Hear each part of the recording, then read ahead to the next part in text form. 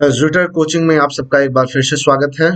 और बेटा, आज आपको हम जो है मोस्ट इम्पॉर्टेंट टॉपिक और ये जो डिजीज वाला चैप्टर चल रहा था उसमें एड्स कवर करेंगे। क्या कवर करेंगे? एड्स को उसमें कवर करना है। और हम आपको बता दें कि ये इम्पॉर्टेंट है नीट के पॉइंट ऑफ व्यू से। यहाँ कई बार क्वेश्चन पूछे जाते रहे हैं, तो आपको यहाँ पर जो जो टर्मिनोलॉजी मिले उसको आप ध्यान से करते चलिएगा। लेकिन उससे पहले बेटा एक चीज़ और आपसे कहना था कि प्लीज़ चैनल को ज़्यादा से ज़्यादा सब्सक्राइब करिए, लाइक करिए और शेयर भी करिए। जितना ज़्यादा चैनल का व्यू बढ़ेगा, जितना ज़्यादा सब्सक्रिप्शन बढ़ेगा, उतना ज़्यादा बेटा हमारा भी मन होगा कि हम इस पर वर्क करें और बहुत सारा काम करना। चैप्टर खत्म होने के बाद इस पर जो है आपको इसके क्वेश्चन कराना, फिर जितने भी बायोलॉजी के टॉपिक है उसका जो इम्पोर्टेंट क्वेश्चन हो सकता है, हर पेज से पेज वाइज इम्पोर्टेंट क्वेश्चन वो आपको कराना, सब कुछ कराएंगे बेटा। आपको परेशान होने की जरूरत नहीं है, ठीक है ना? तो प्लीज हमें जरूरत है आपकी, हमको जरूरत है आपके सहयोग की। आप प्लीज चैनल को सब्सक्राइब करिए, जरूर से जरूर सब्सक्राइब करिए, वीडियो को लाइक करिए और शेयर करिए, ठीक है ना? चलिए बिना टाइम खराब करते हुए हम स्टार्ट करते हैं। एड्स लिखा है, the word AIDS stand for. अब इसका एड्स का फुल फॉर्म लिखा बेटा, आपको याद करना, एक्वायर्ड इम्यूनो डिफिशियंसी सिंड्रोम। आपसे ये जो है इसका एड्स का फुल फॉर्म पूछा जाता है, एड्स का फुल फॉर्म आपसे पूछा जाता है, तो आपको ध्यान करना है। एड्स का full form acquired immuno deficiency syndrome, आप सबको पता भी है, इसको आपको याद करना। लिखा, this means deficiency of immune system. अब लगातार आप पढ़ रहे हैं इम्यून सिस्टम, यानी आपके बॉडी की जो रिस्पॉन्स करने किसी भी पैथोजन के लिए या अगेंस्ट जो आपकी बॉडी की रिस्पॉन्स करने की क्षमता होती है, वो अगर किसी व्यक्ति को एड्स है तो इम्यून सिस्टम उसका क्या हो जाता है? कमजोर हो जाता है। यानी किसी भी पैथोजन के लिए जो बॉडी की रिएक्ट करने की क्षमता होती है कम हो जाती है। लिखा गया है, acquired during the life time of an individual indicating that it is not, बहुत इंपॉर्टेंट बात है, not a congenital disease.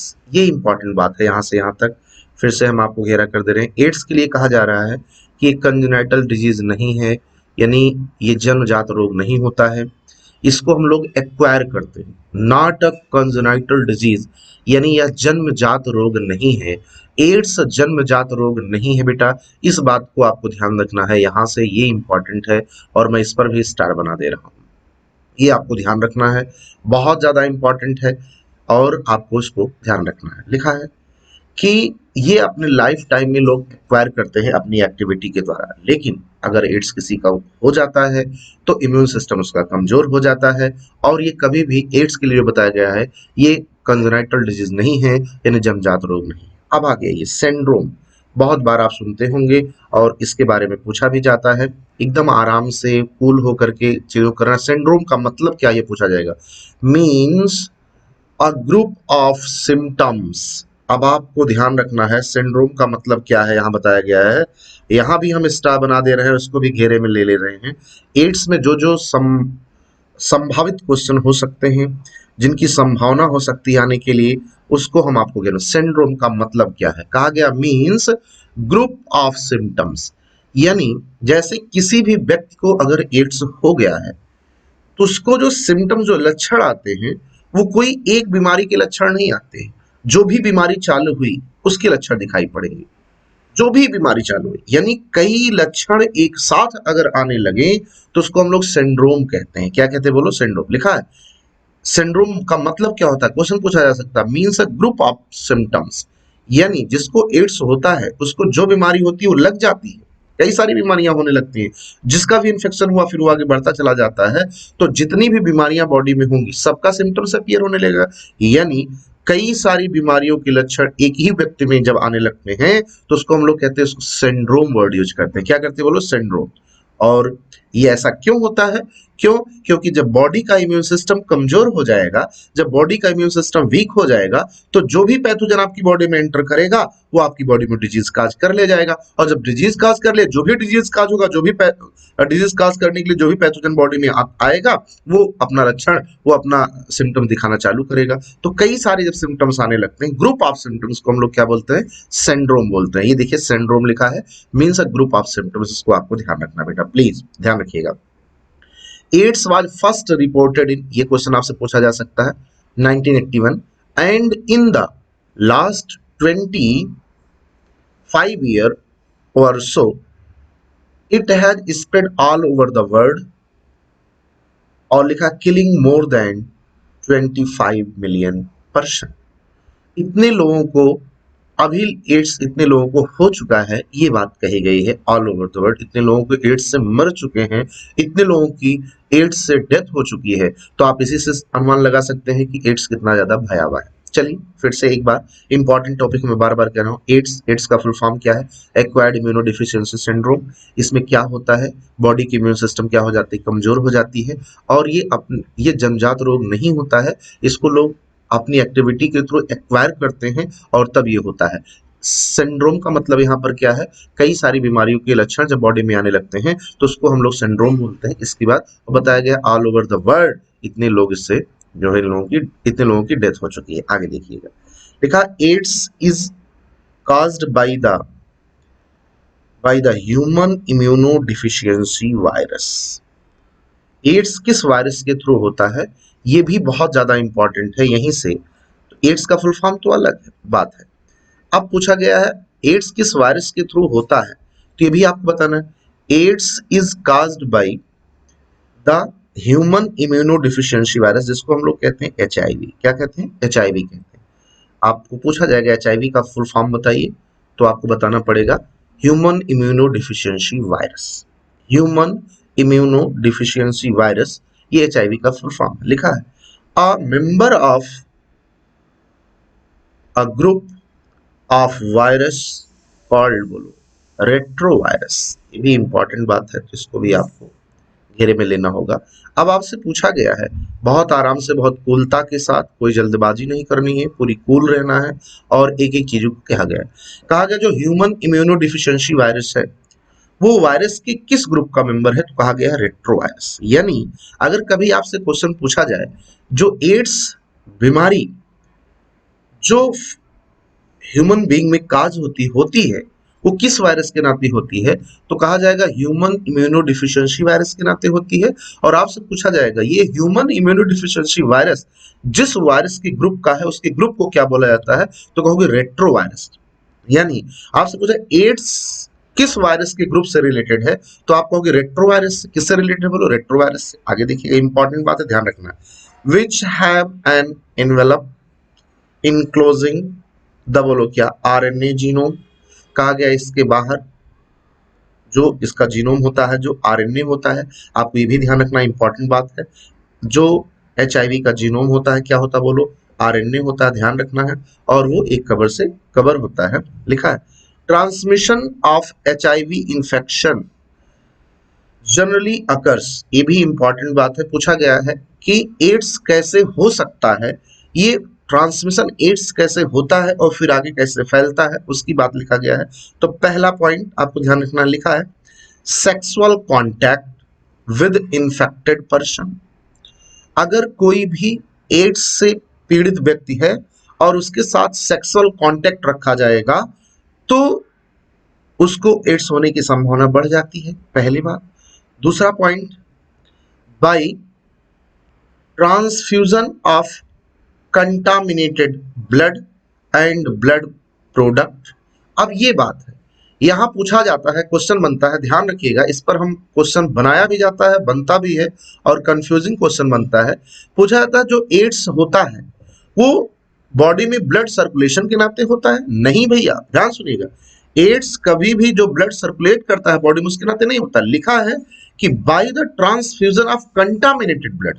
Transfusion मतलब ये होता है कि दूषित ब्लड, अगर मान लो किसी को एड्स हुआ है, कोई HIV से इंफेक्टेड पर्सन है और उसका ब्लड किसी दूसरे को ट्रांसफ्यूज मतलब चढ़ा दिया जाएगा, दे दिया जाएगा, तो जरा मुझे बताओ उसको भी क्या हो जाएगा, एड्स हो जाएगा। तो आपको ध्यान रखिएगा, हमेशा हमेशा लेंगे ब्लड के ट्रांसफ्यूजन से एड्स होता है, ना कि ब्लड के सर्कुलेशन से। ध्यान रखिएगा, और कैसे ब्लड के ट्रांसफ्यूजन से, कंटामिनेटेड ब्लड के ट्रांसफ्यूजन से भी हो सकता है एड्स। आगे देखिएगा लिखा बाई, तीसरा point, by sharing infected needles as in the case of intravenous drug abuser।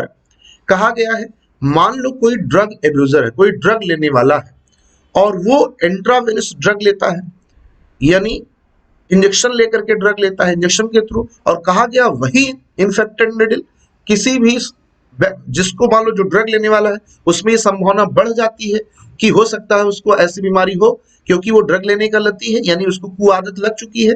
तो मान लो अगर उसको एड्स वायरस से इन्फेक्टेड है, एचआईवी से इन्फेक्टेड है, तो अब वो जिस निडल को यूज किया है अगर उसको कोई दूसरा यूज करेगा तो उससे भी हो सकता है, यानी निडल से भी फैल सकता है। आगे लिखा है fourth point, from infected mother, important बात है, to her child through placenta.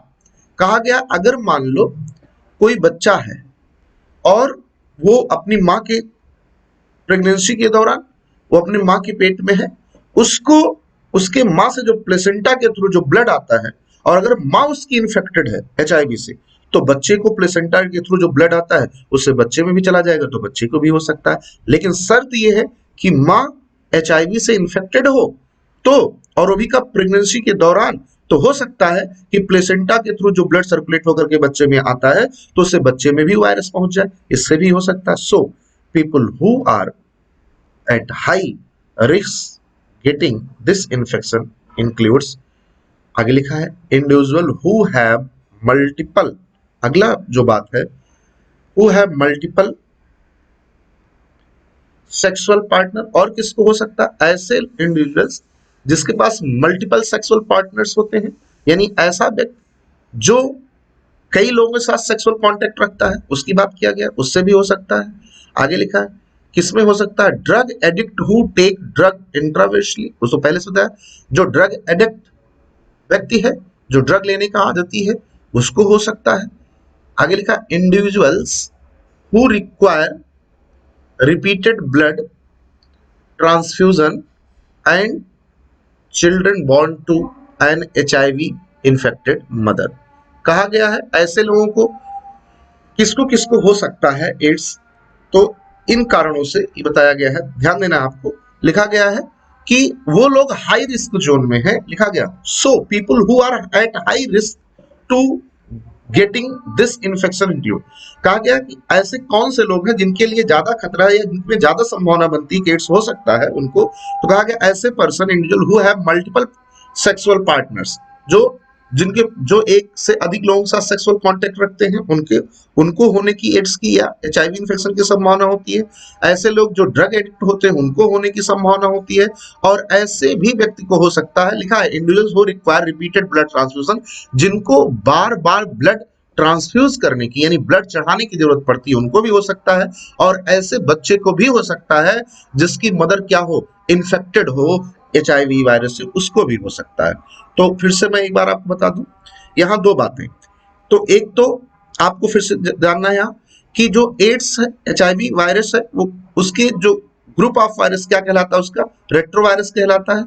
किस किस तरीके से कोई भी जो है इन्फेक्टेड हो सकता है उसकी बात लिखा गया। हाँ, दूसरी बात, एचआईवी के पास जो जीनोम होता है क्या होता है, आरएनए होता है।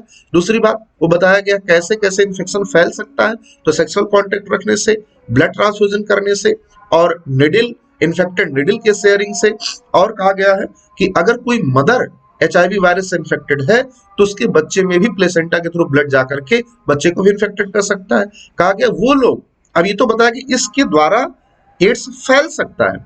अब कौन लोग में ज्यादा फैलने की संभावना है, ये बात है, किन लोगों में ज्यादा फैलने की संभावना है, तो लिखा गया है ऐसे लोग जो लोग मल्टीपल सेक्सुअल पार्टनर्स रखते हैं उनको हो सकता है होने की जब संभावना है, जो ड्रग एडिक्ट हैं, जो ड्रग लेने वाले लोग हैं, उनको हो सकता है, और जो लोग जो है जिनको बार बार ब्लड चढ़ाने की, ब्लड ट्रांसफ्यूजन करने की जरूरत होती है, उनको हो सकता है। और अगर ऐसे बच्चे में भी, कैसे ऐसे हम बोल रहे हैं, ऐसे बच्चे में भी हो सकता है जिनकी मदर एचआईवी से क्या हो, इन्फेक्टेड हो, क्योंकि आपने पढ़ा है कि तो मदर के प्लेसेंटा के थ्रू हो जा सकता है और हो सकता, उसकी बात किया गया। तो लिखा do you know when do people need repeated blood transfusion. Yes, कहा गया है कि आप ये बता सकते हो कि किसको बार बार ब्लड चढ़ाने की जरूरत पड़ती है, तो बताया जा सकता है। Find out and make a list of such condition, ठीक है, उसको आपको अलग से बताया जाएगा। आगे देखिएगा यहाँ, it is important to note that HIV AIDS is not spread by mere touch. Important बात है बेटा, प्लीज यहां से देख लीजिएगा। अभी तो आपने ये पढ़ा है कि कैसे फैल सकता है, तो उसमें जो लोग को जानकारी नहीं होती है वो लोग गलत कंफ्यूजन में रहते हैं। लिखा गया है it is important to note that HIV AIDS not spread, मतलब नहीं फैल सकता बाय टच, मेयर टच या और फिजिकल कांटेक्ट। अगर किसी कोई व्यक्ति एड्स से पीड़ित है, HIV से इन्फेक्टेड है, तो क्या उसको अगर कोई दूसरा पर्सन छुए या टच करे तो क्या उससे उसको हो सकता? नहीं, यानी फिजिकल साथ बैठे उठे हो सकता नहीं। तो वो भी कहा गया है जिसको HIV से जो इन्फेक्टेड है उसको छूने से या उसके साथ उठने बैठने से क्या एड्स वायरस या HIV वायरस ट्रांसफर हो सकता है? कहा गया नहीं। It spread only through blood body fluid. Important बात है, जब तक, इंपॉर्टेंट बात है, वेरी मोस्ट इंपॉर्टेंट, प्लीज ध्यान रखिएगा, मैं आपसे बार बार कह रहा हूं। और हाँ बेटा, प्लीज शेयर और सब्सक्राइब करना मत भूलिएगा। ये लिखा गया है कि एड्स केवल और केवल उसी कंडीशन में फैल सकता है जब जो HIV से इन्फेक्टेड पर्सन है वो और जो एक जिसको HIV का इन्फेक्शन नहीं है वो दोनों एक दूसरे को टच करें तो उससे नहीं होगा, साथ उठे बैठे उससे नहीं होगा। लेकिन अगर दोनों का बॉडी फ्लूइड मिलेगा, आपस में टच होगा, तो एड्स वायरस उसके थ्रू एक हेल्दी पर्सन में भी जा सकता है। उसकी बात देखा, it spread only through body fluid, यानी जब तक HIV इन्फेक्टेड पर्सन का बॉडी फ्लूइड किसी भी हेल्दी पर्सन से नहीं मिलेगा तब तक दूसरे पर्सन में उससे एड्स फैलने की संभावना नहीं है। लिखा बॉडी फ्लूइड, तो इसका ध्यान रखिएगा। It is hence imperative for the physical and psychological well-being that the HIV AIDS infected person are not isolated from family and society। यानी कहा गया है कि ऐसे लोग जिनको HIV से इन्फेक्शन है, ऐसे पर्सन को ना तो फैमिली से ना तो सोसाइटी से उनको आइसोलेट करना नहीं चाहिए, ये बात कहा गया है। यानी जब छूने से, साथ बैठने से नहीं फैलता है, जब तक बॉडी का फ्लूइड नहीं टच करेगा, नहीं मिलेगा, तब तक एड्स HIV वायरस नहीं फैलता, तब तक तो कहा गया। तब फिर भी जिन व्यक्ति को एड्स या HIV हो जाता है तो उनको फैमिली से या सोसाइटी से दूर नहीं करना चाहिए, उनको साथ बना के रखना चाहिए, उससे उनका मनोबल बढ़ता है और वो उनका सर्वाइवल ज्यादा हो सकता है। आगे, there is always a time. अब भैया इंपॉर्टेंट बात, यहां से फिर से इंपॉर्टेंट बात। आप कहोगे सर कितना इंपॉर्टेंट बात? बेटा एनसीईआरटी है, एनसीईआरटी की हर लाइन अपने आप में बहुत ही इंपॉर्टेंट है। यहां से फिर से हम वगैरह, there is always a time lag between, देखिएगा ये important, the infection and the appearance of AIDS symptoms. This period may vary from a few months to many year, usually 5 to 10 year की बात कहा there is always time lag between infection and appearance of AIDS symptom। कहा गया वह time period जब HIV का infection हो, किसी व्यक्ति में HIV का इन्फेक्शन हो और उसका लक्षण नजर आए, ये कितना टाइम पीरियड हो सकता है? कहा गया 5 से 10 साल लगभग होता है। यानी अगर किसी को HIV का इन्फेक्शन है तो उसका सिम्टम्स आने में, कि HIV का इन्फेक्शन उस व्यक्ति को है, उसका लक्षण आने में कम से कम 5 से 10 साल का समय लगता है। अब मान लो किसी की इम्यून सिस्टम ज्यादा अच्छा है, मजबूत है, तो उसको 10 साल लगेगा। किसी की इम्यून सिस्टम कमजोर है तो 5 साल 6 साल 7 साल में ही सिम्टम्स आ सकता है, उसकी बात किया गया। लेकिन ध्यान देने वाली बात यह है, लिखा है there is always a time lag between the infection and appearance of its symptoms। this period may vary from a few months to many year। कहा गया कुछ महीनों से लेकर कुछ साल तक हो सकता है, एक यूजुअल टाइम बताया गया 5 से 10 साल। और इन्फेक्शन से लेकर के सिम्टम्स तक के आने की पीरियड को हम लोग इंक्यूबेशन पीरियड बोलते हैं। क्या बोलते हैं बोलो? इंक्यूबेशन पीरियड बोलते हैं। प्लीज बेटा लिख लीजिएगा, इंक्यूबेशन पीरियड बोलते हैं वह टाइम पीरियड जब कोई भी इंफेक्शन हो और इसका सिम्टम्स नजर आए तो उसको हम लोग इंक्यूबेशन पीरियड बोलते हैं। यानी अगर पूछा जाएगा कि इसका इंक्यूबेशन पीरियड कितना है तो 5 से 10 साल बता देना है आपको। इन्फेक्शन होता है और उसके लक्षण नजर आते हैं, उसकी बात किया गया है। कहा गया किसी को एचआईवी का अगर इन्फेक्शन है तो जरा बताइए कि उसके सिम्टम्स कितने समय में नजर आएंगे। तो कहा गया एचआईवी के इन्फेक्शन होने से और सिम्टम नजर आने के बीच का जो टाइम पीरियड होता है वो 5 से 10 साल होता है। अब ये बेटा इम्यूनिटी पर डिपेंड करता है कि किसी की बॉडी कितना इम्यून है। अगर किसी की बॉडी बहुत ज्यादा इम्यूनिटी किसी की बॉडी की है तो उसको देर में उसके सिम्टम्स नजर आएंगे, और किसी में जो है इम्यूनिटी कमजोर है तो जल्दी आ जाती है, उसकी बात किया गया। अब लिखा गया है after getting into the body of the person the virus enter into the macrophages। भैया एकदम ध्यान से बहुत अच्छे से एकदम सुनते हुए चलिएगा, सब अपने आप में बहुत है। कितना इंपॉर्टेंट बात है, अगर नीट क्वेश्चन बनाएगा तो यहीं से देखिएगा लिखा after getting into body of the person, यानी जब एचआईवी वायरस किसी भी व्यक्ति के शरीर में पहुंच जाता है, द वायरस इंटर इनटू कहां बोलो मैक्रोफेजेस सेल में पहुंचता है, where RNA genome of the virus replicate to form viral DNA with the help of the enzyme। कौन सा एंजाइम है? Enzyme reverse transcriptase. एंजाइम का नाम भी आपको याद करना पड़ेगा। कहा गया जब एक बार जो है वायरस पहुंचता है बॉडी में तो सबसे पहले वो बॉडी की कौन से सेल से दोस्ती करने की कोशिश करता है? सबसे पहले वो मैक्रोफेजेस सेल को मिलाता है। किसको मिलाता है? मैक्रोफेजेस सेल को, क्योंकि उसको पता है मैक्रोफेजेस क्या करेगी, बॉडी में कोई भी आएगा मैक्रोफेज उसे पकड़ करके मार कर खा लेगी। तो सबसे पहले वो किसको मिलाता है? कहता है मैक्रोफेजेस कोई दोस्त बना लो, कोई कुछ नहीं कर पाएगा। तो एचआईवी वायरस जब किसी भी ह्यूमन के बॉडी में एंटर करता है तो सबसे इंपॉर्टेंट सेल को सबसे पहले अपना दोस्त बनाता है। वो कौन सेल है? मैक्रोफेज। और उसके आरएनए जीनोम से कहता है where RNA genome of the virus replicate to form a viral DNA with the help of the reverse transcriptase enzyme। उसके जीनोम से कहता है कि ऐसा है कि हम तुम्हारे साथ दोस्ती करना चाहते हैं, और उससे मिल करके अपने आरएनए जीनोम को, किसको? एचआईवी के पास क्या आरएनए जीनोम को मिल करके मैक्रोफेजेस से कहता है कि डीएनए बनाने के लिए उससे कहता है कि हमें भी डीएनए में कन्वर्ट करो, और उसके एंजाइम की सहायता से, रिवर्स ट्रांसक्रिप्टेज एंजाइम की सहायता से, वायरस के पास ये क्षमता होती है, एचआईवी वायरस के पास, कि वो आरएनए के सांचे पर डीएनए बनाने के लिए कैपेबल होता है। वो किस एंजाइम की सहायता से बोलो? Enzyme reverse transcriptase. Macrophages cell से मिलता है और उससे कहता है यार RNA genome of the virus replicate to form viral DNA with the help of enzyme reverse translation। और उससे कहता है कि तुम बनाओ क्या, हमारे आरएनए जीनोम को कन्वर्ट करो डीएनए में, और किस एंजाइम की सहायता? रिवर्स ट्रांसक्रिप्टेज एंजाइम की सहायता से। ये this viral DNA get incorporate into the बोलो क्या होस्ट सेल से DNA and direct the infected cell to produce virus particle. ये यहाँ फिगर 8.6 है, अभी हम आपको समझा देंगे उसमें जो फिगर बना हुआ कैसे कैसे उसका क्या होता है, पूरा अच्छे से बताएंगे, पहले इसको थ्योरी समझिएगा।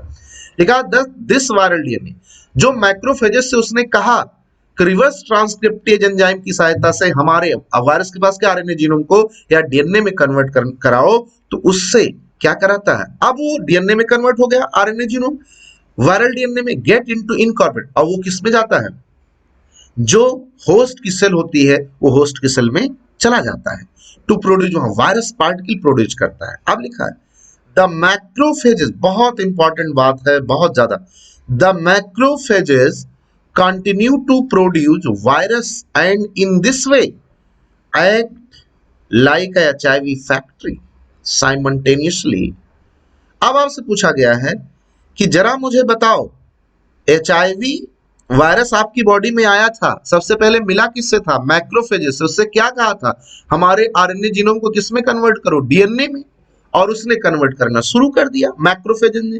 मैक्रोफेजेस को, हमारी बॉडी के मैक्रोफेजेस सेल को एचआईवी ने गुमराह किया। उसने अपने आरएनए को, जीनोम को कहा डीएनए की तरीके से बनाओ, और किस एंजाइम की सहायता, रिवर्स ट्रांसक्रिप्टेज एंजाइम की सहायता से, और हमारी मैक्रोफेजेस सेल ने बना दिया। और जब बना दिया तो वो वायरल डीएनए जो भी जो एचआईवी वायरस जो आरएनए लिया था वो बहुरूपिया हो गया, अपना रूप चेंज कर लिया बॉडी में आने के बाद। और किससे मिलकर अपना रूप चेंज किया, हमारी बॉडी के मैक्रोफेजेस सेल से एचआईवी वायरस ने मिल करके अपने आरएनए जीनोम को डीएनए जीनोम में कन्वर्ट कर लिया। अब जरा मुझे बताओ, वो वायरल डीएनए वो तो क्या हो गया, इन्फेक्टेड हो गया, क्योंकि वायरस है, अब होस्ट की बॉडी में जाता है। और हमारी जो मैक्रोफेजेस सेल है वो लगातार लगातार जो है वायरस से इंफेक्टेड डीएनए क्या करें, प्रोड्यूस करें। इसी नाते कहा जाता है कि ह्यूमन की बॉडी में एचआईवी फैक्ट्री किसे कहा जाता है, तो कहोगे मैक्रोफेजेज को। ह्यूमन की बॉडी में एचआईवी फैक्ट्री किसे कहा जाता है, जहां बहुत ज्यादा एचआईवी जो प्रोड्यूस हो रही है, कहोगे मैक्रोफेजेज को कहा जाता है। आगे देखिएगा, प्लीज ध्यान रखिएगा, ह्यूमन की बॉडी में एचआईवी की फैक्ट्री किसे कहा जाता है, कहोगे मैक्रोफेजेस को। लिखा है simultaneously HIV enter into helper T lymphocyte, TH कहा गया है, टी लिम्फोसाइट को replicate and produce progeny virus, enter into helper T lymphocyte। अब देखना, हमारी बॉडी में दो, हमारे इम्यून सिस्टम को कितने लोग मिलकर बनाए, दो लोग, एक बी लिम्फोसाइट, एक कौन सा, टी लिम्फोसाइट। बी लिम्फोसाइट तो एंटीबॉडी बनाता था, और टी लिम्फोसाइट क्या करता है, सेल को इम्यूनिटी देता है। और उसने कहा सबसे पहले उसी को पकड़ो जो बॉडी को इम्यूनिटी दे रहा है, तो उसने टी लिम्फोसाइट पर सबसे पहले अटैक कर दिया। किसने, जो एचआईवी वायरस है जो अपने रूप को बदल चुका है, वो हमारे टी लिम्फोसाइट को क्या करता है, सबसे पहले अटैक करता है, और वह रेप्लिकेट अपने नंबर को बढ़ाता है। The progeny virus released in blood attack other T helper lymphocyte cell.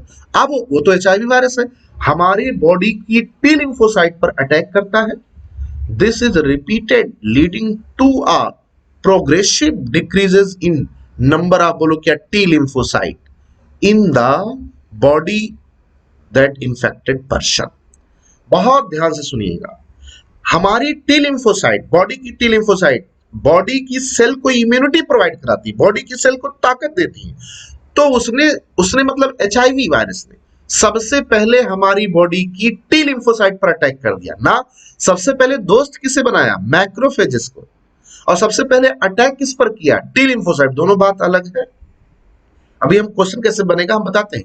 T lymphocyte पर अटैक कर दिया, क्यों, क्योंकि उसे पता था अगर टी लिम्फोसाइट को कैप्चर कर देंगे तो इनकी बॉडी को इम्यूनिटी नहीं मिलेगी, इनकी सेल को इम्यूनिटी नहीं मिलेगी, इनकी सेल कमजोर होने लगेगी, तो हमें बढ़ने का और मौका मिलेगा। उसने टी लिम्फोसाइट को पे अटैक किया और लगातार ऐसा करता रहा, जिससे लगातार हमारे टी लिम्फोसाइट का नंबर जो है डिक्रीज, हमारी बॉडी में टी लिम्फोसाइट का नंबर क्या होने लगा, कम होने लगा। किसमें टी लिम्फोसाइट का नंबर कम होने लगा, जिस बॉडी में एचआईवी वायरस का इंफेक्शन है। During this period the person suffer from bouts of fever, diarrhoea, weight loss. अब उसका हश्र क्या हुआ, जब हमारी बॉडी की मैक्रोफेजेस सेल के साथ मिलकर के एचआईवी वायरस ने हमारे टी लिम्फोसाइट पर अटैक किया, तो हमारी बॉडी में टी लिम्फोसाइट का नंबर क्या होने लगा, कम होने लगा, और हमारी बॉडी की इम्यूनिटी क्या होने लगी, कमजोर होने लगी। और इस पीरियड में जब हमारी बॉडी की इम्यूनिटी कमजोर होगी तो तमाम तरीके की बीमारी घेरने लगी, जैसे फीवर आने लगा, डायरिया आने लगी, वेट लॉस बॉडी को होने लगा। देखा, due to decrease the number of T lymphocyte. बेटा प्लीज इंपॉर्टेंट निशान लगाइए कि यहां से क्वेश्चन बहुत पूछे जाते हैं, आपको ध्यान रखना है। तो due to decrease the number of T lymphocyte the person start suffering from infection that could have been otherwise overcome such as those due to bacteria। कहा गया इससे हमारी बॉडी, एक तो फीवर आने लगा, डायरिया होने लगी, वेट लॉस होने लगा, टी लिम्फोसाइट का नंबर हमारी बॉडी में कम होने से तमाम तरीके के इंफेक्टियस एजेंट हमारी बॉडी में इन्फेक्शन काज करने लगे। लिखा गया है वो लोग कौन है, बैक्टीरिया, इनका भी इन्फेक्शन हमारी बॉडी में स्पेशली होने लगा। इस बैक्टीरिया का स्पेशली लिखा है माइकोबैक्टीरियम। कौन सा बैक्टीरिया का, माइकोबैक्टीरियम, वायरसेस का, फंजाई का, और लिखा इवन पैरासाइट लाइक टैक्सोप्लाज्मा। इन सब का इन्फेक्शन हमारी बॉडी में आसानी से होने लगा। तो बेटा ध्यान देना, हमारी बॉडी में बैक्टीरिया के जो बहुत आसानी से पहले हमारी बॉडी में डिजीज नहीं काज कर पाते थे, आज वो भी हमारी बॉडी में डिजीज आसानी से काज कर ले जाते हैं। क्यों? क्यों? क्योंकि हमारी बॉडी की इम्यून सिस्टम कमजोर हो गया। क्यों कमजोर हो गया? क्योंकि एचआईवी ने सबसे पहले अटैक इस पर कर दिया, हमारी बॉडी की टी लिम्फोसाइट सेल पर, जो हमारी बॉडी की सेल को इम्यूनिटी देता था। अब इन बैक्टीरिया के लिए हमारी बॉडी आसानी से क्या हो जाती है, इन बैक्टीरिया से इन्फेक्टेड, जैसे माइकोबैक्टीरियम, वायरसेस से, फंजाई से, और लिखा एक पैरासाइट है लाइक बोलोकॉन, टैक्सोप्लाज्मा से, इनसे इन्फेक्शन हमारी बॉडी में हो जाता है। The patient become so immuno deficiency, patient का इम्यून सिस्टम बहुत ज्यादा कम हो जाता है, he and she is unable to protect himself, और वो अपने आप को प्रोटेक्ट नहीं कर पाती है, himself या herself अगेंस्ट किसके लिए, these infection, इस इन्फेक्शन के लिए वो अपने आप को प्रोटेक्ट नहीं कर पाती। तो चलिए एक बार जो अभी पढ़ा उसको हम फिर से बोल देते हैं। यहां से लिखा, जब हमारी बॉडी में एचआईवी वायरस आता है तो सबसे पहले वो दोस्त किसको बनाता है, हमारी बॉडी की मैक्रोफेजेस सेल को। हमारी बॉडी में मैक्रोफेजेस सेल का क्या रोल है कि कोई भी बाहर से पैथोजन आएगा, अगर हमारी बॉडी को हार्म करेगा तो मैक्रोफेजेस सेल उसे खा लेंगी, लेकिन उसको पता ही खा लेंगे, सबसे पहले इनको मिला लेता है। धोखेबाज है ना एचआईवी वायरस, मिला लिया, और मिलाने के बाद उसने कहा यार हमारे पास तो आरएनए जीनोम है, अपने जैसा बनाओ, और उसने डीएनए बनवाने लगा, उससे वायरल डीएनए प्रोड्यूस करने लगा, और किस एंजाइम की सहायता से, रिवर्स ट्रांसक्रिप्टेज एंजाइम की सहायता से। अब वो होस्ट सेल में चला गया, उसके पास तो जीनोम, आरएनए जीनोम था जो अंदर था उसके, वो इन्फेक्टियस था, जिस होस्ट सेल में जाता है, जिस बॉडी में जाता है, वहां की टी लिम्फोसाइट को अटैक करना शुरू करता है। और सुनो, मैक्रोफेजेस इतना ही, खूब सारा एचआईवी मैक्रोफेजेस से खूब सारा अपना जो है नंबर बढ़वाया, प्रोड्यूस करवाया। इसीलिए तो हमारी बॉडी में एचआईवी वायरस की फैक्ट्री किसे बोला जाता है, तो मैक्रोफेजेस सेल को बोला जाता है। अब वहां से अपने नंबर को बढ़ाया और टी लिम्फोसाइट पर अटैक कर दिया।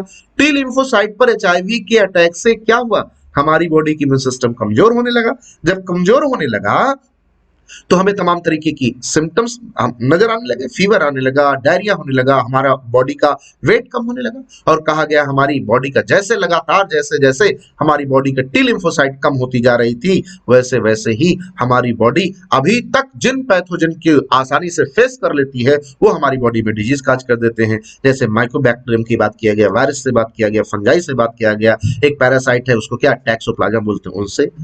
अब कहा गया है the patient become so immune, और पेशेंट का इम्यून सिस्टम बहुत कमजोर हो जाता है, तो उसकी बात किया गया। लिखा, a widely used diagnostic test for AIDS, AIDS के लिए जो टेस्ट, अगर मान लो किसी व्यक्ति में ये शंका किया जाए, किसी व्यक्ति में ये सोचा जाए कि इसको कोई बीमारी है और लगे कि ऐसा लगता है इसको एड्स है, तो उसको डॉक्टर कौन सा टेस्ट लिखता है, लिखा है पहले फुल फॉर्म लिखा है एंजाइम लिंक्ड इम्यूनो सॉर्बेंट एसे, जिसे एलिसा टेस्ट कहा जाता है। इंपॉर्टेंट है, यहां हमेशा नंबर, अगर किसी में पता करना है कि इस पर्सन को एचआईवी वायरस का इन्फेक्शन है या नहीं है, तो कौन सा टेस्ट कराता है, एलिसा टेस्ट, और एलिसा का फुल फॉर्म है एंजाइम लिंक्ड इम्यूनो सॉर्बेंट एसे। अब दूसरी बात ये है, ये तो प्राइमरी ट्रीटमेंट होता है, पूछा जाता है कि कंफर्मेटरी टेस्ट एचआईवी का क्या है, एड्स का कंफर्मेटरी टेस्ट क्या है, तो आपको बोलना पड़ता है कि ये तो अगर शंका हुआ कि यार इसमें तमाम तरीके की दिक्कत आ रही, कहीं ऐसा तो नहीं इसको एचआईवी का इन्फेक्शन हो, तो जरा मुझे बताओ, सबसे पहले डॉक्टर कौन सा टेस्ट लिखता है, एलिसा टेस्ट, और उसका फुल फॉर्म क्या होता है, एंजाइम लिंक्ड इम्यूनो सॉर्बेंट, इससे एलिसा टेस्ट हो गया। अब अगर कंफर्म करना है कि यार ये सही सही है कि नहीं है, तो उसके लिए नोट करिएगा, मैं बोल रहा हूं वेस्टर्न ब्लॉट टेस्ट। क्या बोला जाता है, एड्स का कंफर्मेटरी टेस्ट है वेस्टर्न ब्लॉट टेस्ट। फिर से बोल रहे हैं, एड्स का कंफर्मेटरी टेस्ट है वेस्टर्न ब्लॉट टेस्ट, उसकी बात किया गया। अब लिखा treatment of AIDS with anti retroviral drug. अब ये भी इंपॉर्टेंट है, कहा गया है अगर किसी को एड्स हो गया है तो क्या उसे कौन सी दवा दी जा सकती है, लिखा treatment of AIDS with anti retroviral drug दिया जा सकता है उसे, इज ओनली, और वो कैसा इफेक्टिव, पार्शियली इफेक्टिव है। अगर एड्स में कोई दवा काम नहीं करती है, और अभी कहा गया अगर दवा चलाई जा सकती है, तो क्योंकि एचआईवी के जो वायरस है उसके ग्रुप का नाम क्या है, रेट्रोवायरस। तो कहा गया ये इसी का इन्फेक्शन है, तो इसको रोकने के लिए कौन सी ड्रग दी जाएगी, एंटी रेट्रोवायरल ड्रग दिया जाएगा। एड्स के केस में कौन सी ड्रग दी जा सकती है, कौन सी मेडिसिन दी जा सकती है, कहा गया एंटी रेट्रोवायरल ड्रग दिया जा सकता है। कौन सा, एंटी रेट्रोवायरल ड्रग दिया जा सकता है। कहा गया क्या ये पूरी तरीके से इफेक्टिव है, कहा गया नहीं, ये पार्शियली इफेक्टिव है, यानी पूरी तरीके से ये इफेक्टिव नहीं है। लिखा गया they can only prolong the life of the patient but not can prevent the death which is inevitable। लिखा गया है कि ये केवल और केवल कौन, ये एंटी रिट्रोवायरल ड्रग ये पार्शियली इफेक्टिव है। ध्यान रखिएगा, एड्स के केस में जो मेडिसिन या जो ड्रग दिया जाता है क्या वो पूरी तरीके से इफेक्टिव है, कहोगे नहीं, पार्शियली इफेक्टिव है। कौन सा ड्रग, एंटी रिट्रोवायरल ड्रग दिया जाता है। तो आपसे पूछा गया है कि केवल और केवल ये पेशेंट की लाइफ को थोड़ा बहुत इंक्रीज कर सकता है, लेकिन ये पेशेंट को की डेथ को, जिसको एड्स हुआ है उसके डेथ को नहीं रोक सकता है। ये आपसे बात की गई है, इसको आपको ध्यान रखना है। आगे देखिए, अब लिखा प्रिवेंशन ऑफ एड्स, इंपॉर्टेंट बात है, ये भी आप ध्यान रखिएगा। आपसे पूछा जाता है क्या क्या प्रिवेंशन करना चाहिए, उसके लिए लिखा गया है। लिखा है एज एड्स, ये स्टेटमेंट ही डायरेक्ट पूछा था, स्टेटमेंट पूछा था, ध्यान रखिएगा। As AIDS has no cure, AIDS का कोई इलाज नहीं है। लिखा है प्रिवेंशन, बचाव ही इज द बेस्ट ऑप्शन। ये डायरेक्ट आपसे स्टेटमेंट पूछा जा सकता है, ये पूरा स्टेटमेंट आपको याद रखना है। पूछा गया है कि क्या एड्स के केस में, as AIDS has no cure, क्या एड्स के का इलाज है, कहोगे एड्स का इलाज, क्योर इलाज नहीं है, प्रिवेंशन बचाव ही सबसे बेस्ट उपाय है। HIV infection more often spread due to the, अब देखिए, consciousness behaviour pattern and is not something that happened, is बोलो क्या, इनएडवर्टेंटली। इनएडवर्टेंटली का मतलब है एचआईवी इन्फेक्शन जो होता है इसको केवल ये नहीं कहा जा सकता कि ये बस नासमझी के नाते हो गया, ये नासमझ थी, भूल थी, इस नाते बस हो गया, नहीं। जैसे कहा गया, जैसे निमोनिया हो जाता है या टाइफाइड हो जाता है, अगर किसी को एचआईवी इन्फेक्शन हुआ है तो not something that happens inadvertently, मैं बहुत अच्छे से बोल रहा हूं, इनएडवर्टेंटली का मतलब है कि अगर किसी को एचआईवी का इन्फेक्शन हुआ है, तो जैसे मान लो किसी को निमोनिया हो जाता है, किसी को टाइफाइड हो जाता है, वो ये बोल देता है कि अरे यार बस लापरवाही के नाते ऐसा हो गया, थोड़ा ध्यान दिए होते तो ना ऐसा होता। ऐसा उस केस में नहीं बोला जा सकता है, आपको जानना ही चाहिए और उससे बचना ही चाहिए, इसकी बात लिखी गई है। तो ये बात आपको ध्यान करनी है। आगे लिखा है, of course infection in blood transfusion patient, newborn from, जो न्यू बॉर्न बेबी है उसकी बात किया है, from mother may takes place due to the poor monitoring. ये कहा जा सकता है, ये बात सही है कि ब्लड ट्रांसफ्यूजन के थ्रू भी हो सकता है। पुअर मॉनिटरिंग का मतलब है सही केयर ना करने के नाते, सही से ध्यान नहीं दिया गया, जो ब्लड चढ़ा उसके नाते, जो ब्लड आया वो एचआईवी वायरस इन्फेक्टेड था और चढ़ गया, इसके नाते ये सही मॉनिटरिंग के नाते हो सकता, कहा जा सकता सही मॉनिटरिंग नहीं किया गया इस नाते हुआ। या जो न्यू बॉर्न बेबी है उसमें जो मदर को इन्फेक्टेड इस नाते हो गया, तो ये कहा जा सकता है कि उसकी देखरेख ठीक ढंग से नहीं की गई, नहीं समय हो सकता है। लेकिन उसी के साथ ये भी कहा गया, the only excuse may be ignorance, and it has been rightly said, don't die of ignorance। अपने जान को मत गंवाओ लापरवाही में, बहुत अज्ञानता में अपनी लापरवाही, बस अपनी जान को मत गंवाओ मेरे बेटा, ऐसी बात लिखी गई, इसको आपको ध्यान देना, बहुत कूल होकर समझिएगा, इंपॉर्टेंट बात। अब हमने इसको घेरे में लिया, इस पे ऐसा लिखे डोंट डाई ऑफ इग्नोरेंस। अब ये एनसीईआरटी है, उसने पूछ लिया डोंट डाई ऑफ इग्नोरेंस, ये स्टेटमेंट किससे रिलेटेड है, तो आपको बताना पड़ेगा डोंट डाई ऑफ इग्नोरेंस ये एड्स से रिलेटेड है, जिसको आपको बताना पड़ेगा। कहा गया है जैसे किसी को निमोनिया हो जाए, टाइफाइड हो जाए, वो बोल दे कि लापरवाही, ऐसा नहीं बोला जा सकता। इस केस में आपको ध्यान देना ही होगा। और उसी के साथ एक स्टेटमेंट कहा गया, डोंट डाई ऑफ इग्नोरेंस, लापरवाही में, अज्ञानता बस अपनी जान को तो दांव पर नहीं लगाया जा सकता है या नहीं लगाना चाहिए। ये बात किया गया। आगे लिखा, in our country the national AIDS control organisation, country हमारे देश में, the national AIDS control organisation, जिसको नाको कहा जाता है, इंपॉर्टेंट है। नाको का फुल फॉर्म आपको देखना है।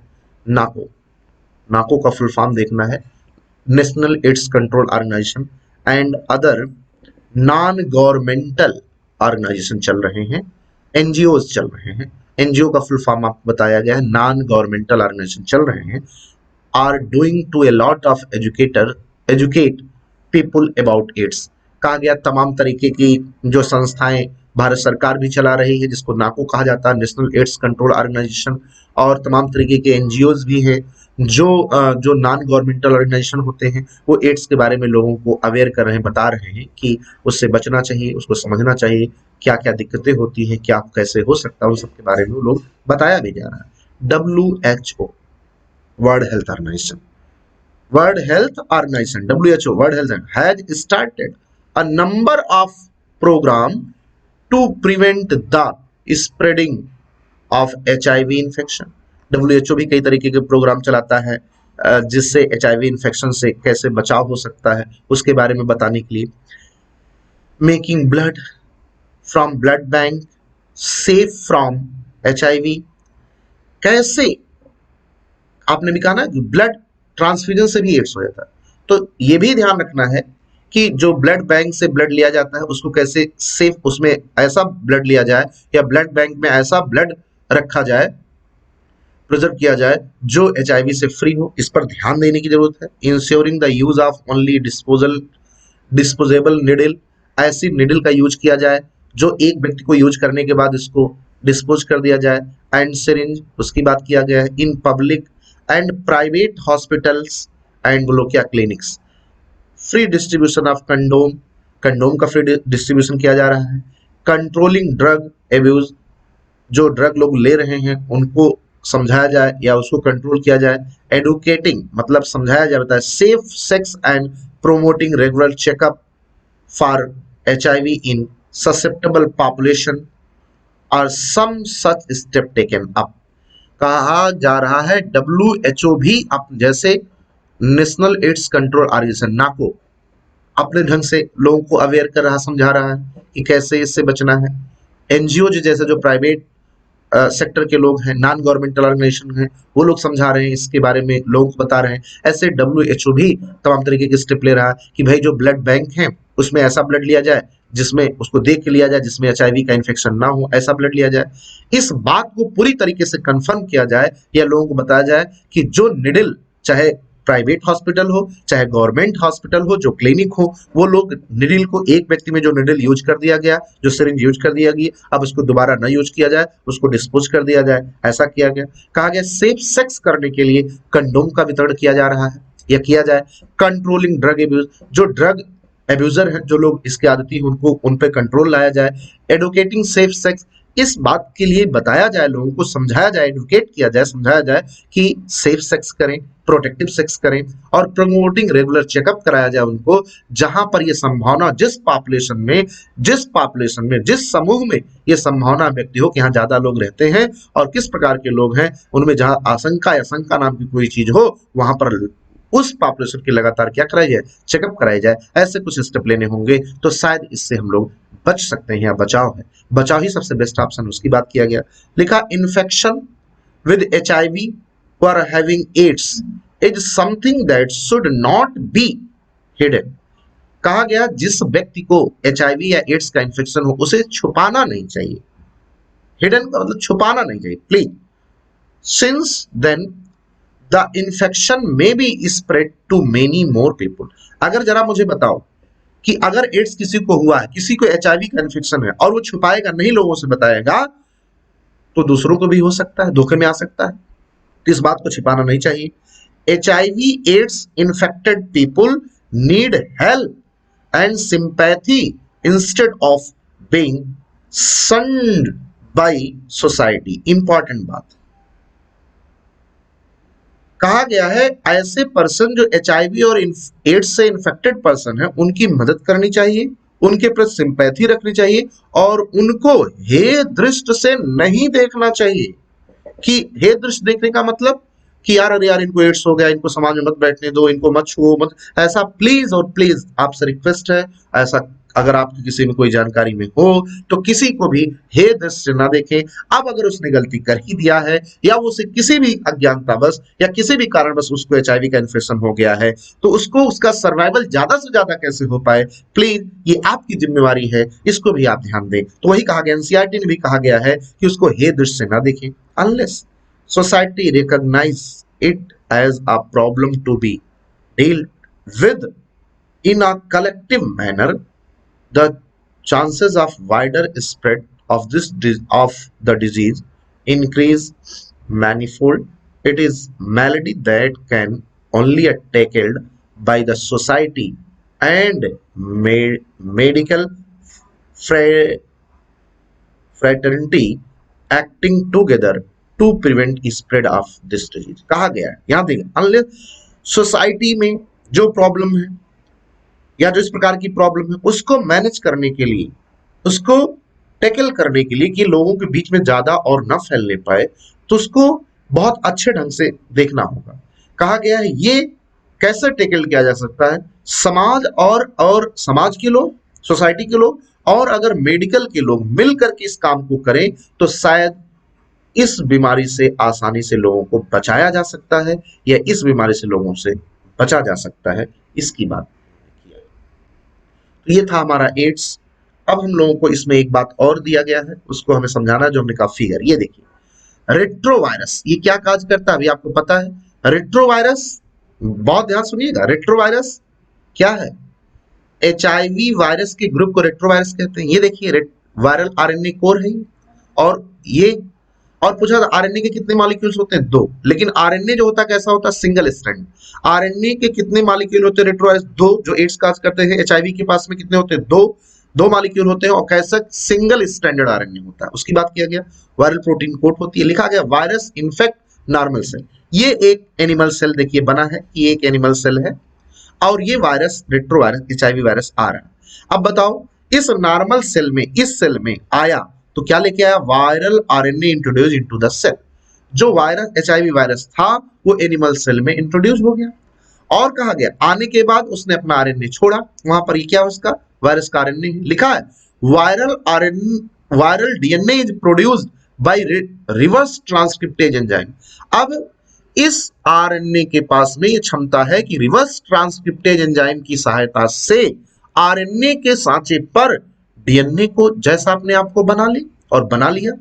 यही तो था ना कि वो आपकी बॉडी में आता था, आपके मैक्रोफेजेस से मिलता था और उससे कहता था उसके पास आरएनए जीनोम है और वो उससे कहता था कि डीएनए की तरीके से प्रोड्यूस करो, और आरएनए के सांचे पर वो लेकर रेट्रोवायरस लेकर क्या आया था, रेट्रोवायरस एचआईवी की जो ग्रुप है उसको रेट्रो कहते हैं। एचआईवी वायरस लेके क्या आया था, आरएनए लेके आया था, हमारी बॉडी में आया, आरएनए छोड़ा और आरएनए के सांचे पर उसने कहा रिवर्स ट्रांसक्रिप्टेज एंजाइम की सहायता से इसे डीएनए जैसा बना लो, बना लिया। अब लिखा है, अब तो ये क्या हो बन गया, बोलो डीएनए तो आरएनए रहा ना, डीएनए। अब बॉडी की सेल लिखा viral DNA incorporate into the host genome. अब ये जो डीएनए है जो आरएनए के सांचे पर बनाया गया है वो आता है होस्ट के सेल के पास, होस्ट के जीनोम से मिलता है, कहता भाई तुम भी डीएनए हम भी डीएनए। तो हमारी बॉडी तो जानते ही हो हम लोग कैसे नेचर के लोग हैं, हमारी बॉडी का भाई तुम भी डीएनए और हम तो डीएनए है ही, तुम भी डीएनए, तो आओ मिल जाओ। और उससे आकर के मिल गया और मिलने के बाद हमारी बॉडी की सेल के डीएनए से न्यूक्लियस में गया और उसके डीएनए से मिला, कौन मिला, जो बहुरूपिया था। बहुरूपिया कौन था, जो वायरस एचआईवी वायरस आरएनए लेकर के आया था लेकिन उसके सांचे पर रिवर्स ट्रांसक्रिप्टेज एंजाइम की सहायता से क्या बना लेते डीएनए। और वो कहाँ गया था, हमारी बॉडी का जो सेल है, जहां पर हमारी बॉडी की सेल में जहां पर जीनोम है उसके पास गया, हमारी बॉडी की सेल के डीएनए के पास गया और कहा तुम डीएनए तो हम भी डीएनए, क्योंकि इसने बनाया था ना अपने आप को डीएनए जैसा, और मिल गया उससे।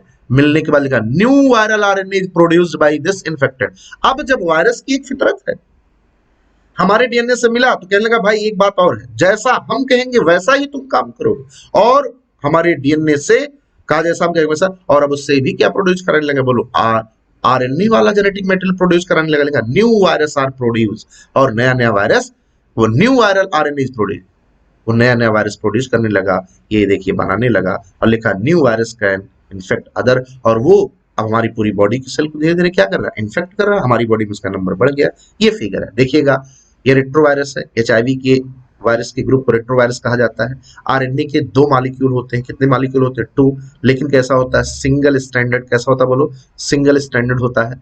अब वायरल प्रोटीन की कोट होती है, वो कहाँ आया, एनिमल सेल में आया, क्या लेके आया था, आरएनए लेके आया था, लेकिन इसने क्या किया, आरएनए के सांचे पर क्या बना लिया, डीएनए, आरएनए के सांचे पर क्या बना लिया, बोलो डीएनए बना लिया आरएनए के सांचे पर, और वो डीएनए लेकर के कहाँ आया, हमारे डीएनए के पास, कहा तुम भी डीएनए तो हम भी डीएनए, मिल गया उससे। और जानते हो फिर वायरस के बारे में कहावत है, एक बार अगर आप पर अटैक किया तो पूरे पूरे सिस्टम को खुद कंट्रोल करता है। अब उसने हमारे डीएनए से भी क्या कहा, प्रोड्यूस करो वायरल आरएनए, और जरा मुझे बताओ ये तमाम तरीके के जो है लिखा है न्यू वायरस आर प्रोड्यूस, लेकिन अब जो नए वायरस प्रोड्यूस हो रहे हैं उनके पास क्या है, न्यू वायरल आरएनए, वो जीनोम वाला प्रोड्यूस कर रहे हैं, खतरनाक वाला, और ये तमाम तरीके से चीजें होती चली जा रही हैं, इन्फेक्ट कर रहे हैं अदर्स को। तो इसका भी फिगर आपको ध्यान रखना है।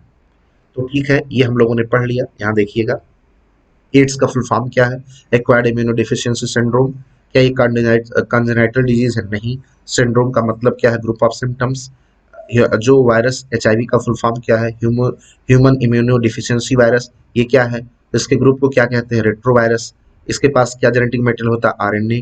कैसे एचआईवी का इन्फेक्शन कैसे फैलता है लोगों में, इसकी बात ली सेक्सुअल कांटेक्ट के थ्रू और कंटेमिनेटेड ब्लड ट्रांसफ्यूजन के थ्रू, और लिखा शेयरिंग इन्फेक्टेड निडल्स की, अगर हम लोग बात करें सिरिंज की बात करें उसके थ्रू, या मदर के प्लेसेंट, मदर अगर एचआईवी इन्फेक्टेड उसके प्लेसेंटा के थ्रू बच्चे में भी चला जाए तो कहा गया कौन लोग ज्यादा रिस्क जोन में रहते हैं, तो वो बता दिया गया, जो लोग मल्टीपल सेक्सुअल पार्टनर रखते हैं वो लोग, जो लोग मल्टीपल सेक्सुअल पार्टनर रखते हैं वो लोग ज्यादा रिस्क में रहते हैं, और जो लोग ड्रग लेते हैं उनको ज्यादा चांसेस जो होने के, जिनमें बार बार ब्लड चढ़ता है उनमें ज्यादा चांसेस होने के, या ऐसी मदर जो एचआईवी से इन्फेक्टेड है उसके बच्चे में भी होने के चांसेस ज्यादा है। अब कहा गया कैसे जाता है, रेट्रोवायरस है, ये आपकी बॉडी के सेल में आया आरएनए लेकर के, आरएनए लेकर के आया तो वहां से क्या प्रोड्यूस किया, बोलिए, उससे आरएनए के साँचे पर डीएनए बनाया, और हमारी बॉडी के डीएनए से मिल गया और अपने नंबर को बढ़ाता चला गया, ये बात हो गई।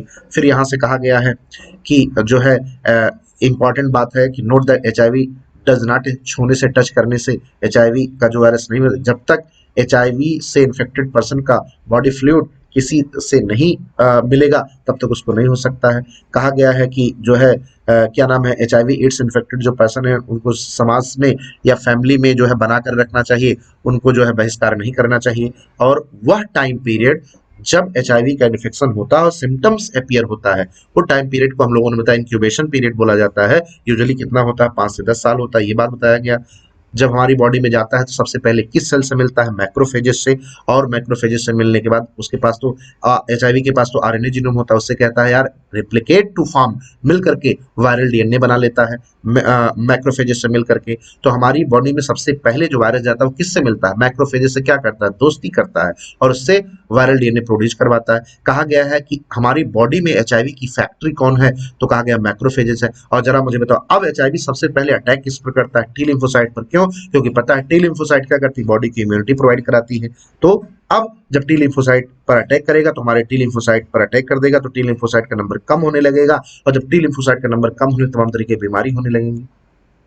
कहा गया है कि इम्यूनिटी जब हमारी बॉडी की स्ट्रांग होती थी, जो लोग हमारी बॉडी में डिजीज नहीं काज कर पाते थे आज वो लोग भी डिजीज कर ले जाए, जैसे बैक्टीरिया माइकोबैक्टीरियम के स्पेशली नाम लिखा गया है, वायरस लिखा गया, फंजाई लिखा गया, पैरासाइट लाइक टैक्सोप्लाज्मा की बात किया गई, ये लोग हमारी बॉडी डिजीज काज कर सकते हैं। कहा गया हमारी बॉडी इतना ज्यादा इम्यून हो जाती है, इम्यून डिफिशियंट हो जाती है, हमारी बॉडी इतना ज्यादा कमजोर हो जाती है कि अब इन्फेक्शन हमारी बॉडी में ज्यादा होने लगता है और हमारी बॉडी उस इन्फेक्शन से अपने आप को बचा नहीं पाती है। इसका टेस्ट क्या लिखा गया है, एलिसा टेस्ट होता है, एलिसा टेस्ट का फुल फॉर्म लिखा गया है। और कहा गया है ये प्राइमरी टेस्ट है। कंफर्मेटरी टेस्ट क्या होता है, मैंने बोला था, फिर बोल रहे हैं western blot test confirmatory test होता है। क्या एड्स के केस में या एचआईवी इन्फेक्शन के केस में कोई ड्रग या कोई मेडिसिन चलाई जाती है, एंटी रेट्रोवायरल ड्रग दिया जाता है, लेकिन वो पूरी तरीके से इफेक्टिव नहीं होती है, केवल लाइफ को बढ़ा सकती है, डेथ को नहीं रोक सकती, उसकी बात किया गया है। अब प्रिवेंशन बचाव के क्या क्या उपाय हैं, कहा गया ये स्टेटमेंट डायरेक्ट पूछा जाता है, AIDS has no care, AIDS का कोई इलाज नहीं है, prevention is the best option, बचाव ही सबसे अच्छा उपाय है। तो ये कहा गया, ये आपसे पूछा जाए डोंट डाई ऑफ इग्नोरेंस, ये किससे रिलेटेड कहोगे, एड्स से रिलेटेड है। नाको का फुल फॉर्म क्या है, national AIDS national AIDS control organisation, NGO का फुल फॉर्म क्या होता है, नॉन गवर्नमेंटल ऑर्गेनाइजेशन। क्या डब्ल्यूएचओ ने भी कोई स्टेप लिया, इसके बारे में बताया गया क्या स्टेप लिया। एचआईवी इन्फेक्शन से जो भी है वो व्यक्ति है उसको छुपा कर रखना चाहिए, नहीं छुपा कर रखना चाहिए। जो समाज के लोग हैं उनको हे दृष्टि नहीं देखना चाहिए, सब बात किया गया। कहा गया समाज के लोग और डॉक्टर मेडिकल की टीम अगर मिलकर के इस पर वर्क करे तो शायद आसानी से लोगों को बचाया जा सकता है, खुद भी बचाया जा सकता है इसकी बात। तो बेटा ये रहा आपका एड्स, ये आपका पूरा एड्स हमने कंप्लीट कर दिया, ये पूरा हमने आपका एड्स कंप्लीट कर दिया। इसको अगले लेक्चर में हम कैंसर के बारे में आपको बताएंगे, तो प्लीज इसकी एक एक लाइन को आप अच्छे से पढ़िएगा। मैंने लगभग पूरा बात बता दिया है और आपको एनसीईआरटी से दाएं बाएं नहीं जाना है मेरे बेटा, प्लीज रिक्वेस्ट है आपसे। और ध्यान रखिएगा, अपना भी ध्यान रखिए, अपने सराउंडिंग का ध्यान रखिए और अपने परिवार का ध्यान रखिए और अपने माँ बाप के चेहरे पर खुशी लाइए, क्योंकि अब आपको तो पता है डेट आ गई एग्जाम की, 1 अगस्त डेट आई। हाँ, जो सबसे इंपॉर्टेंट बात है 1 अगस्त है, अगस्त ना मानिएगा, 1 अगस्त है, ठीक है ना। तो अगस्त उसमें ना जोड़िएगा प्रिपरेशन के लिए, 1 अगस्त को ही पेपर है। इसका ध्यान, अपना ध्यान रखिए, खूब खुश रहिए, मस्त रहिए, मुस्कुराते रहिए, लेकिन साथ साथ ट्विटर के चैनल को सब्सक्राइब करना मत भूलिए। क्यों? क्योंकि आप ही हमारी पावर हो, आप ही हमारी स्टेमिना हो, आप ही हमारी ताकत हो। जितना ज्यादा आपका सपोर्ट मिलेगा हम उतना ज्यादा बेहतर करने की कोशिश करेंगे। थैंक यू बेटा।